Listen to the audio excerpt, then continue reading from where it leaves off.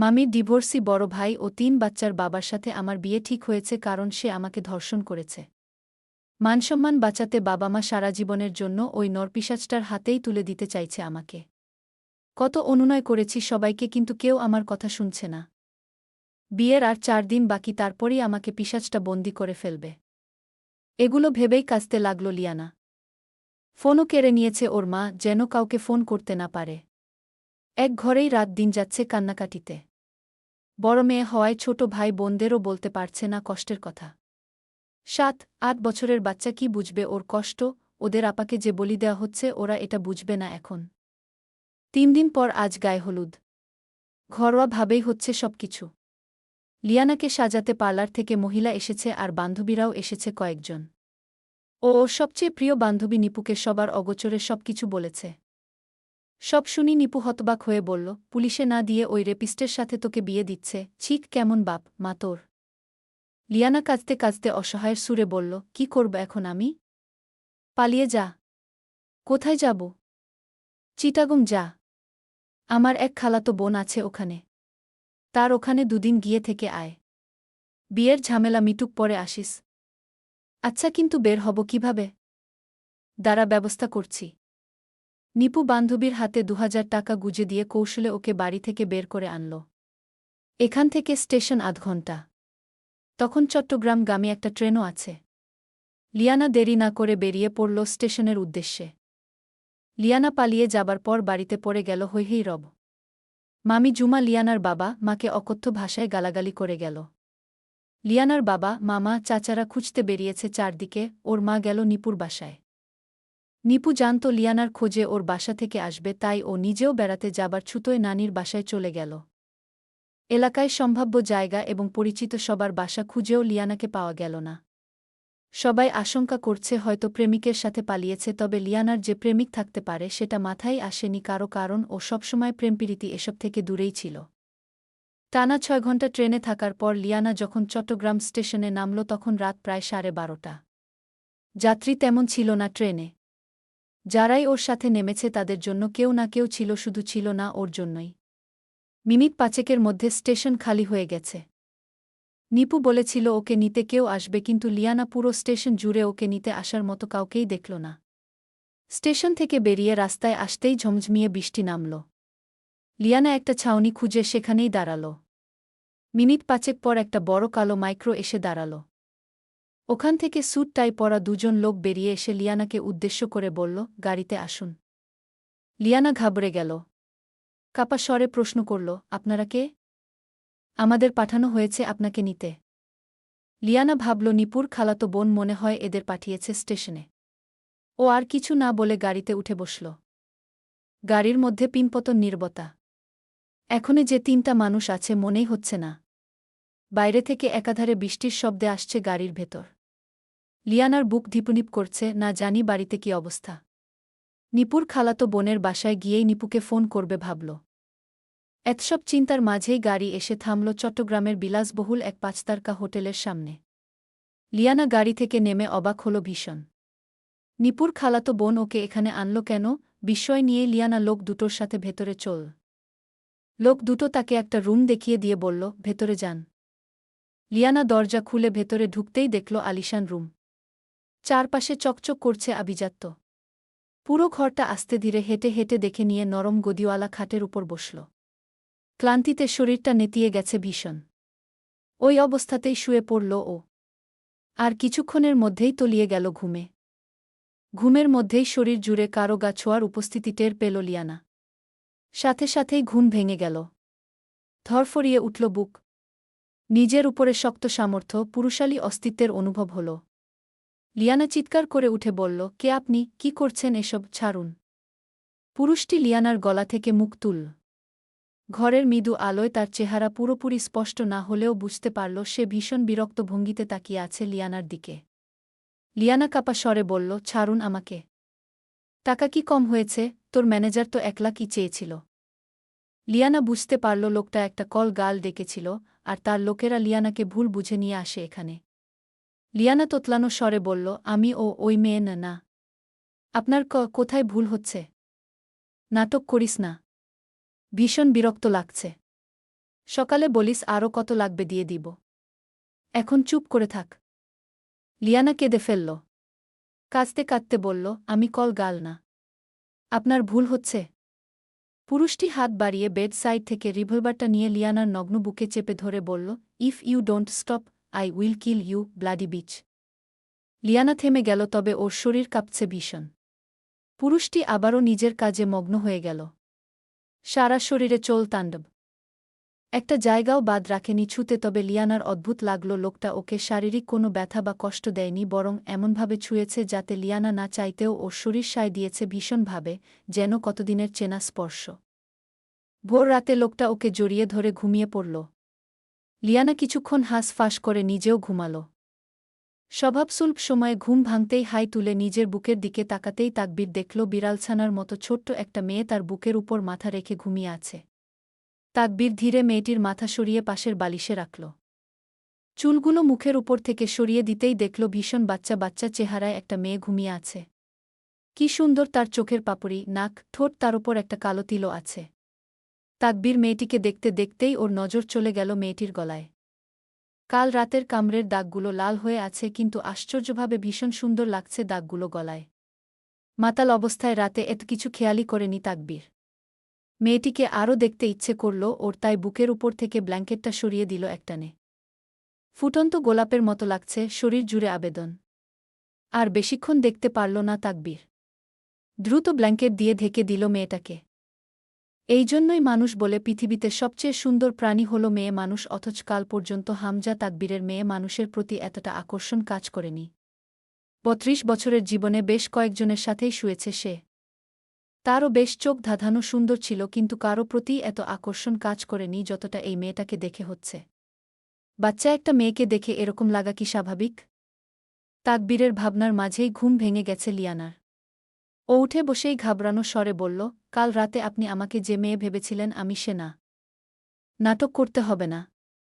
Extra কত চাও বলে দিও রাইনকে। ও ট্রান্সফার করে দেবে তোমার অ্যাকাউন্টে। বি। লিয়ানা বাকি কথা শেষ করার আগেই ফোন বেজে উঠল তাকবীরের।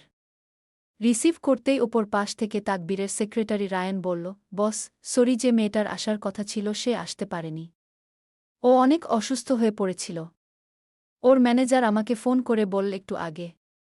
তো ওর বদলে অন্য কাউকে পাঠিয়েছে? জিবি না স্যার। কাল রাতে ববি আর টুকু ভুল কাউকে নিয়ে এসেছে। আপনি চিন্তা করবেন না, আমি মেয়েটাকে কম্পেনসেশন দিয়ে দেব, আর ম্যানেজার বলেছে আজ ওই মেয়েটা আসবে। তোকে কিছু করতে হবে না। এটা আমি দেখব, আর ওর ম্যানেজারকে বলে দে কাউকে পারতে না। Okay sir. ফোন রাখতেই লিয়ানা আবার মরিয়া হয়ে বলল, বিশ্বাস করুন। তাকবীর লিয়ানার দিকে তাকাতেই দেখল ওর বুক থেকে ব্ল্যাঙ্কেটটা সরে গেছে, এবার আর সামলানো গেল না।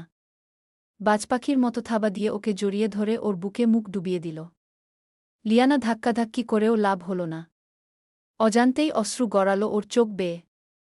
তাকবীর ব্যাপারটা খেয়াল করতেই থেমে গেল। গম্ভীর স্বরে বলল, আমি জানি তুমি কি বলতে চাও। হ্যাঁ, তুমি ওই মেয়েটা নও, তবে আমার তোমাকে পছন্দ হয়েছে। আমি 1 মাস এখানে থাকব। আমার তোমাকে প্রতিদিন চাই। 1 মাস পর তোমাকে একটা ব্ল্যাঙ্ক চেক দিয়ে যাব, পছন্দমতো বসিয়ে নিও। শরীরে তীব্র ব্যথা আর প্রচণ্ড জ্বর নিয়ে বিছানায় কাতরাচ্ছে লিয়ানা।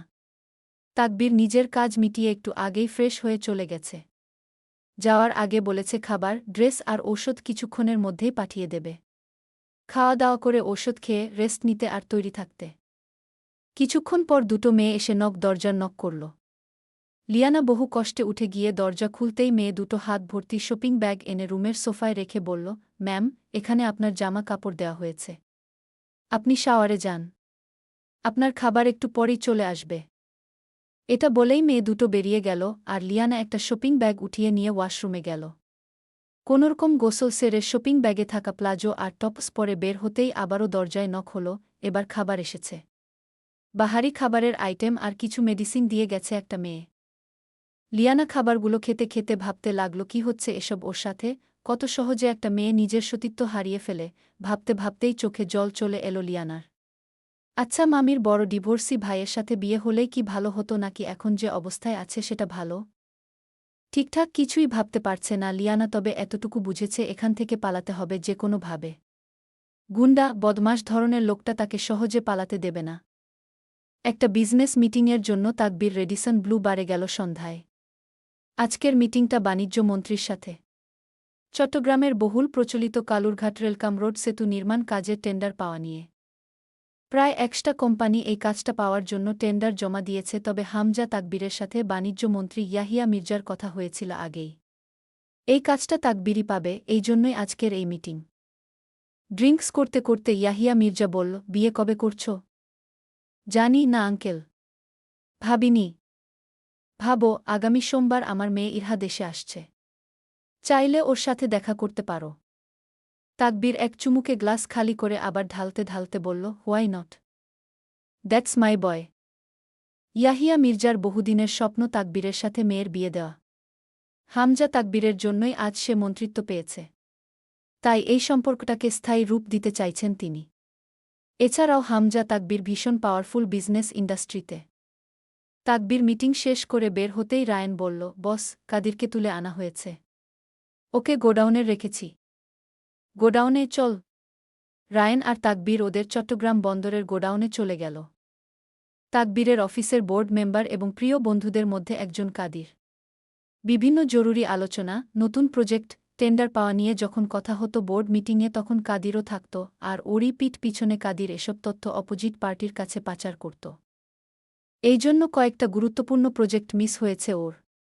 অপোজিট পার্টির একজন গুপ্তচর না বললে জানতই না প্রতারক ওর নিজেরই লোক।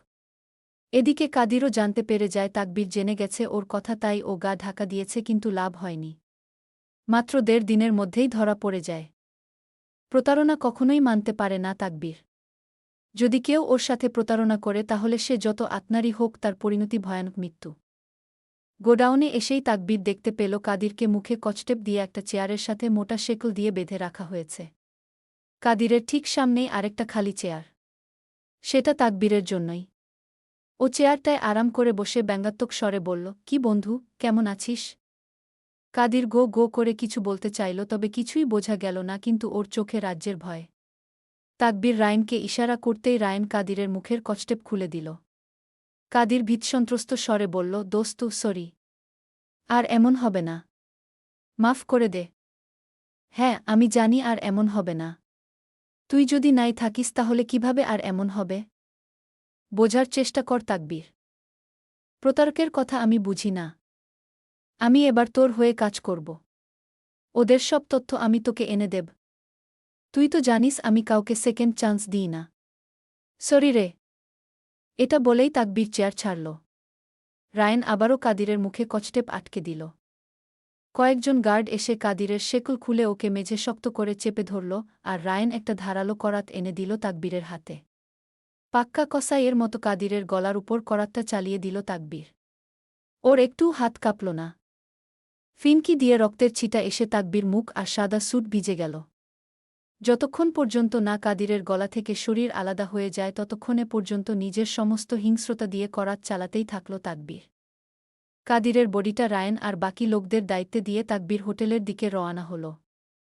শরীরের ব্যথাটা বিকেলের দিকে বেশ কমেছিল লিয়ানার। তারপরই আরামে ঘুমিয়ে গিয়েছিল। এখনও ঘুমাচ্ছে। রাতের খাবার দেওয়ার জন্য বাইরে থেকে কয়েকবার ডেকেও গেছে, কিন্তু লিয়ানা ওঠেনি। নিজের কাছে থাকা চাবিটা দিয়ে দরজা খুলে ঢুকতেই তাকবীর গতকালের মতো আজও লিয়ানাকে ঘুমন্ত অবস্থাতেই দেখল। তাকবীর নিজের কোট, শার্ট, প্যান্ট, এমনকি আন্ডারওয়্যারটাও খুলে ছুঁড়ে ফেলল মেঝেতে, তারপর সোজা বিছানায় গিয়ে লিয়ানার গা ঘেঁষে শুয়ে পড়ল। লিয়ানার ঘুম সবে হালকা হয়েছিল খিদের যন্ত্রণায়। ও চমকে উঠে পাশে তাকাতেই দেখল তাকবীর ওর দিকেই এগিয়ে আসছে। লিয়ানা তড়িৎ গতিতে সরে গিয়ে খাটের এক কোথায় গিয়ে বসল, আতঙ্কিত স্বরে বলল, আপনার মুখে লাল রঙের কি এসব? রক্ত। তাকবীরের গম্ভীর উত্তর। কিভাবে এলো?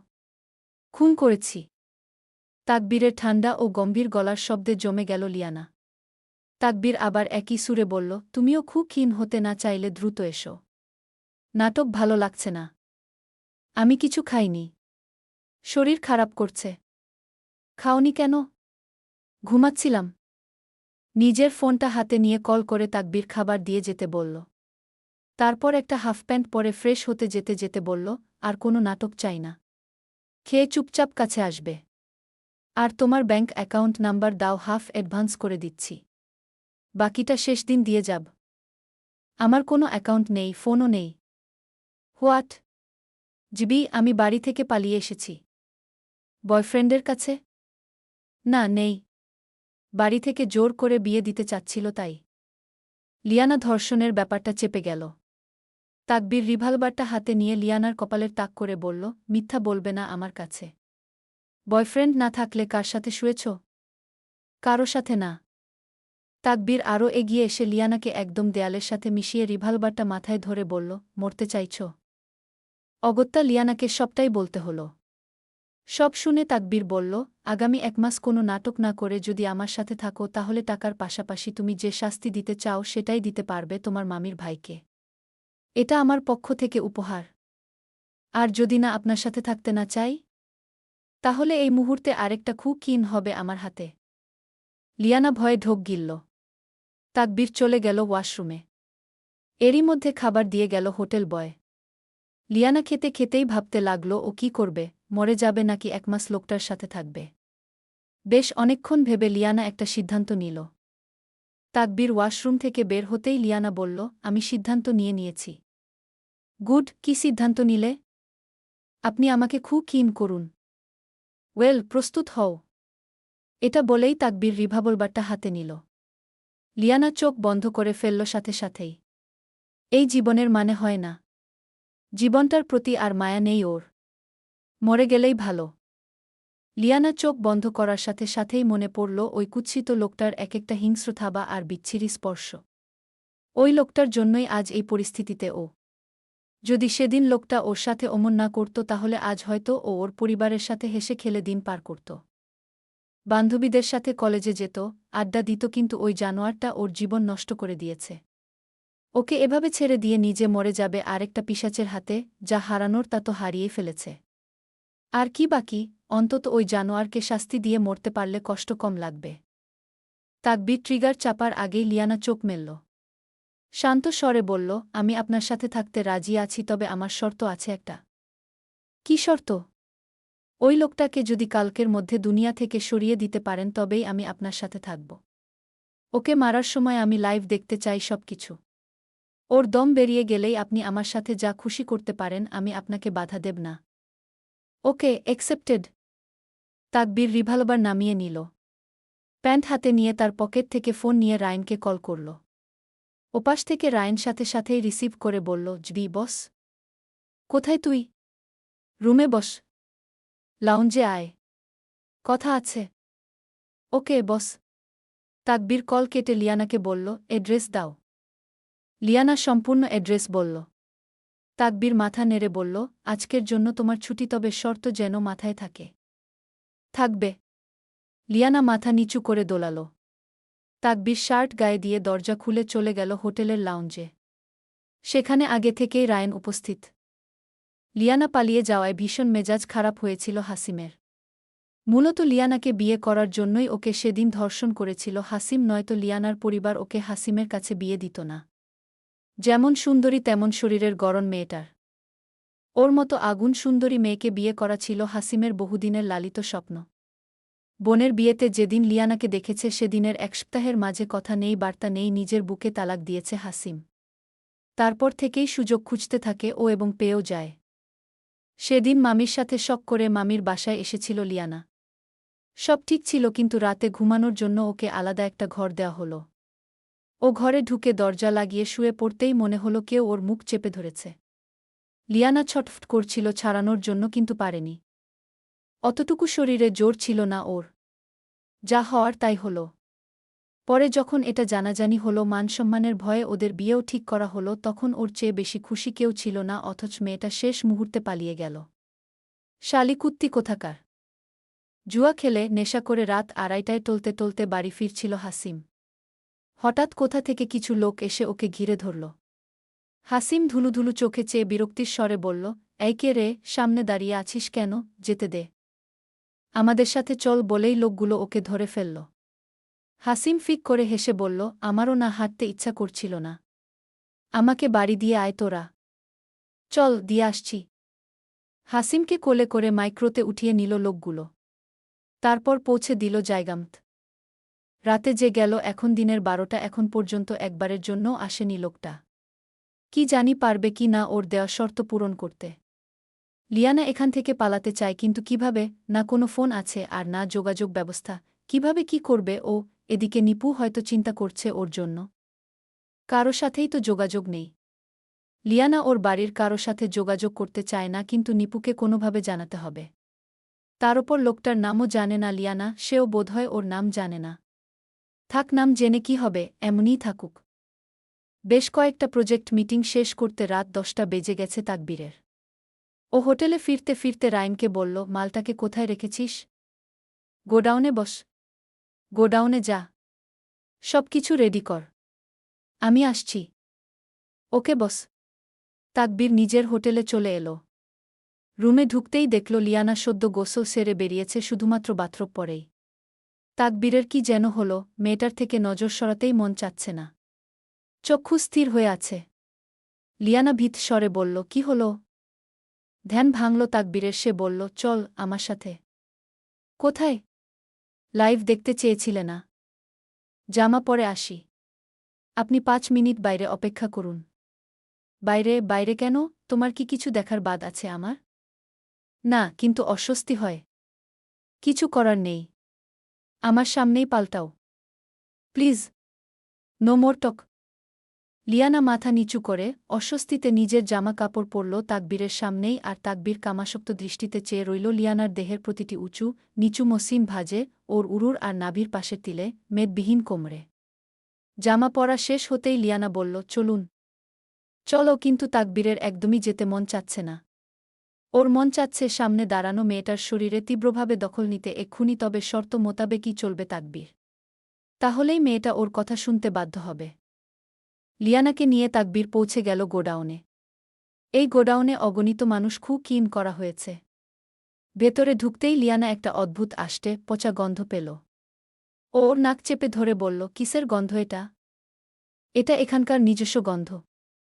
আমার লাগছে না? না। লিয়ানা কথা বলল না আর। তাকবীরের সাথেই হেঁটে চল ভেতরে। রায়ন সবকিছু নিয়ে প্রস্তুত আগে থেকেই। হাসিমকে একটা কাঠ কাটার মেশিনের সামনে উলঙ্গ অবস্থায় হাত পা মুখ বেঁধে ফেলে রাখা হয়েছে। তাকবীর একটা চেয়ার টেনে বসল সামনে।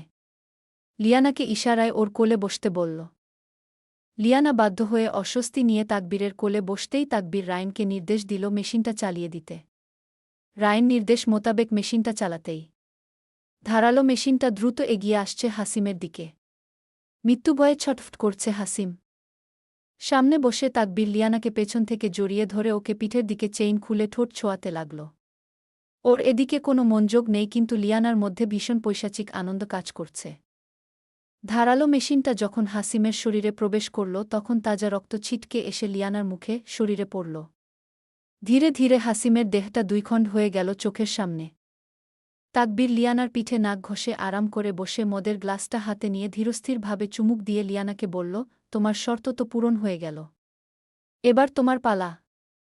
লিয়ানা হাত দিয়ে নিজের রক্তাক্ত মুখমণ্ডল মুছে শান্ত স্বরে বলল, চলুন। হোটেলে এসে আবার গোসল করল লিয়ানা। ওই জানোয়ারের রক্তগুলো ওর শরীর থেকে ধুয়ে মুছে গেল।